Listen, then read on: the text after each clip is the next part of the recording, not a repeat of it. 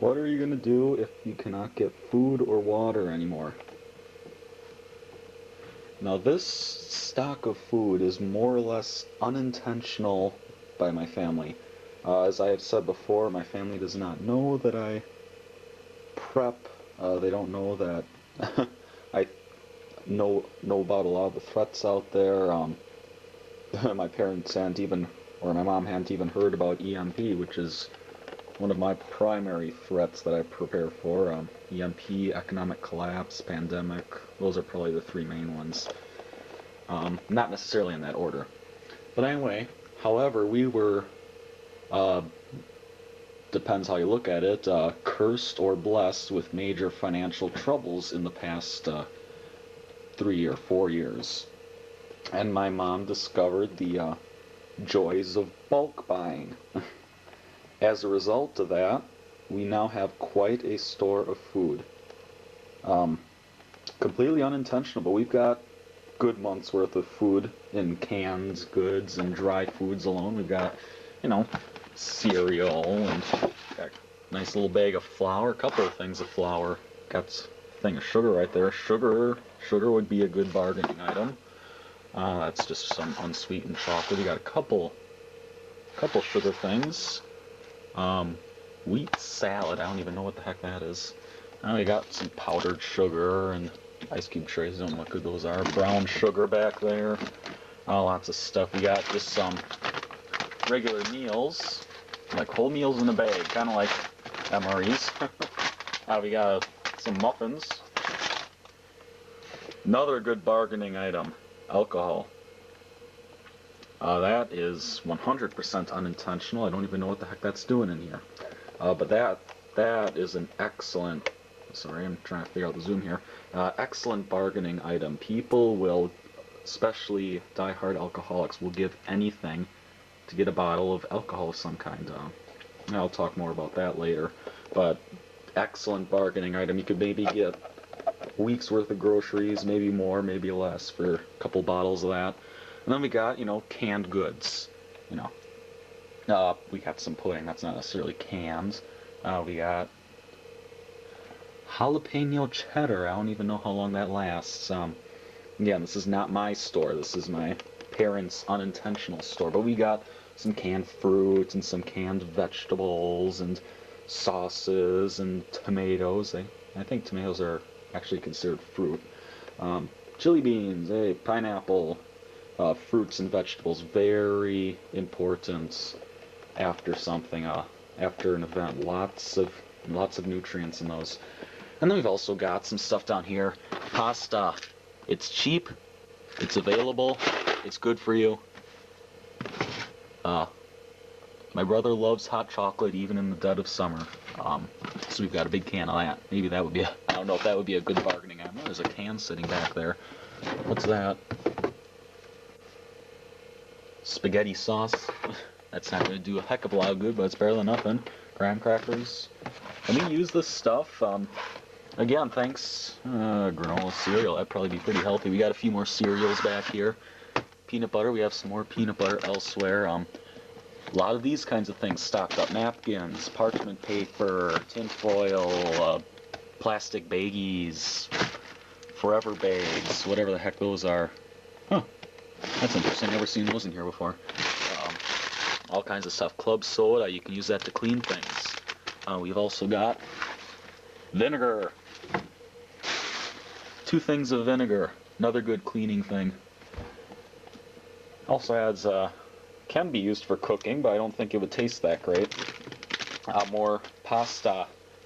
Right here we got baggies. A lot of Why do we have so much Jello?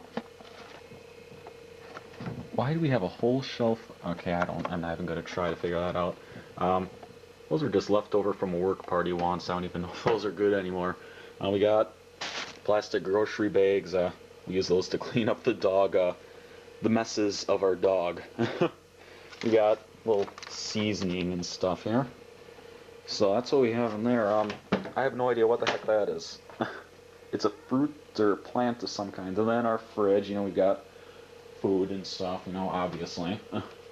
Spices, seasonings. Got quite a bit of those. baking soda, Parmesan cheese. What's this? Is this olive oil? I think this is olive oil. I'm not sure. It's oil of some kind, but now that I know about it, that's good. You can run diesel engines off of oils. I could put this in our citronella candles or even in my kerosene lantern and use that. What's that? That's red wine vinegar. I guess you can't do much with that. Got a few things.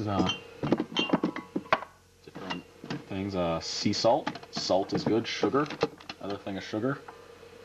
That's about it in here. Some more salt.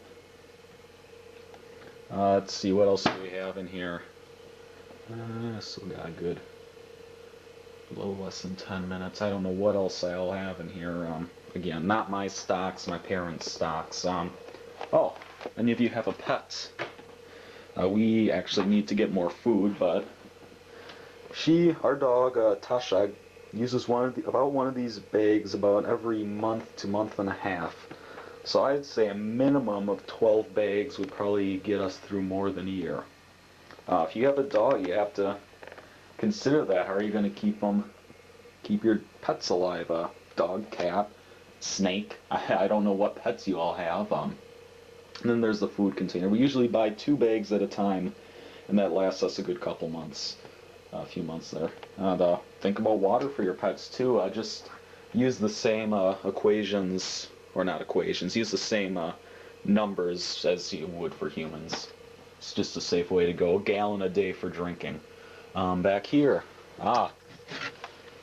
this has nothing to do with food, but I might as well talk about it. Very bright 6-volt flashlight. Doesn't last very long, but it would be excellent for searching if you heard a noise in your yard or something.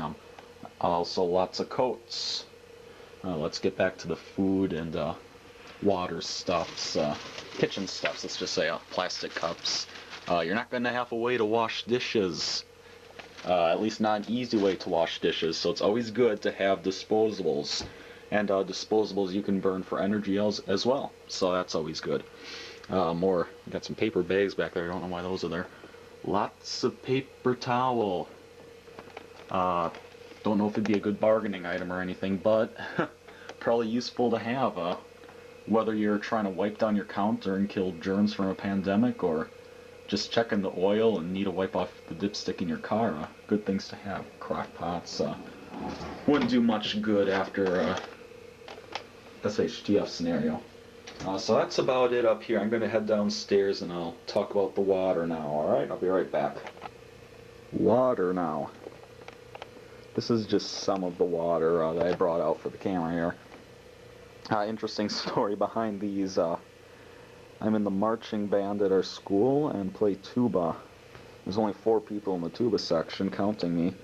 So what I would do is I would stick these guys in the freezer overnight, bring them in this cooler on a big dolly to school, and for the summer rehearsals, and I am almost out of battery here. And those would last us quite a while, and that was a... Alright, sorry about that, but my battery just died on me, so I hope you didn't lose, I hope I didn't lose too much there, and let me pick those bottles up, those are lying all over. Now, I don't remember where I was with this, but I guess I'll just, so yeah, in marching band, I'd bring this cooler with all these bottles filled with ice-cold water and ice, on a dolly down to the field where we'd practice for a number of hours each day, and only tubas were allowed in here. I kept it locked shut with an old bike lock, and worked just great. I've got about 5 minutes here. So if you do this, just remember, some of these will leak. I had a couple that I just couldn't use because I put them in the fridge and they'd start to leak. I put them in the freezer and they'd start to leak. I breathe on them and they'd start to leak. Check them before you freeze them or refrigerate them or do anything to them. Just tip them over, put on the cap tightly after you put some water in there, tip it upside down and squeeze it. If the cap doesn't blow off and no water drips out, they're probably okay to use. So just a thought there, these also make excellent water storage. I have a number of these lying around the house. You take all the names of the different tulip players off and wash them out. But that's some of the water, and also, I don't think I really need to show it, but our water heater and our water pipes in the house. That whole system, the water heater's a 40-gallon tank, I believe. We still had a water softener, that'd be another couple gallons. There's probably more elsewhere, but water heater and fresh water pipes. And you go down, if the water is out, you need to first of all turn off your water main to prevent possibly contaminated water from entering your house. And you know what, I might as well head downstairs. I'll be right back. I'm running off of the power adapter now because of the dead battery, so I'll be right back. Alright, I'm back and I'm in my very basement. This would also probably be the room we'd use as a fallout shelter in case of a nuclear attack, but that I would say is pretty far down my threat list. So this is our food, some more food stock. This is more seasonings and spices. We have got a crap load of coffee down here too. That would be probably an excellent bargaining item. We have some bulbs. I don't know what those are doing down here. But anyway, so here's our main water pipe. Goes right down there behind the, whatever the heck this thing is, chest or whatever. And the valve is down there. So the first thing I would do if something happens, say a nuclear blast went off, or there was an EMP, or the power goes out because, I don't know, the people at the power plant died from a pandemic or whatever, I would run down here, the valve is down there, and I would turn off the main water supply so that if water's contaminated, it doesn't enter our house, and the water that we have stored in our pipes doesn't leave our house. Now, the next thing you'd want to do to capture the water is, okay, our sprinkler system is winterized, so we're not going to get any water out of that. In the summer, though, I could turn on this valve here and drain the water out of there. That's probably the lowest faucet in our entire house, and that will drain the water down this pipe from the sprinkler system and down these pipes from the rest of the house out there.